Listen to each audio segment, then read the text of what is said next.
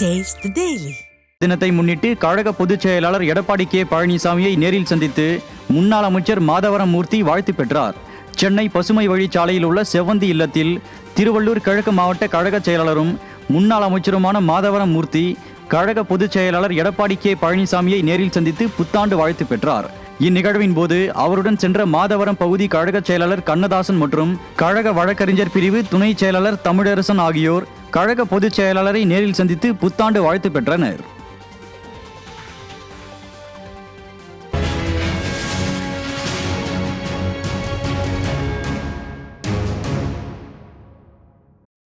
அதிமுக பொதுச் செயலாளர் எடப்பாடி கே பழனிசாமிக்கு அதிமுக முன்னாள் அமைச்சரும் மாவட்ட கழக செயலாளருமான தங்கமணி புத்தாண்டு வாழ்த்து தெரிவித்தார். சென்னை ராயப்பேட்டையில் உள்ள அதிமுக தலைமை அலுவலகத்தில் நடைபெற்ற மாவட்ட செயலாளர்கள் ஆலோசனை கூட்டத்திற்கு பிறகு அதிமுக பொதுச் செயலாளரை சந்தித்த அதிமுக முன்னாள் அமைச்சர் தங்கமணி பூங்கொத்து கொடுத்து புத்தாண்டு வாழ்த்துக்களை தெரிவித்தார்.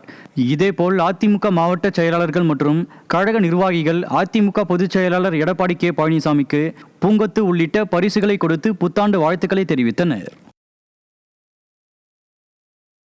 சென்னை ஆர்கே நகர் பகுதியில் 2026 புத்தாண்டை ஒட்டி நடைபெற்ற மத நல்லிணக்க நிகழ்வில் அதிமுக மாவட்ட கழக செயலாளர் RS ராஜேஷ் கிறிஸ்துவ போதகர்களை சந்தித்து வாழ்த்துக்களை பகிர்ந்து கொண்டார்.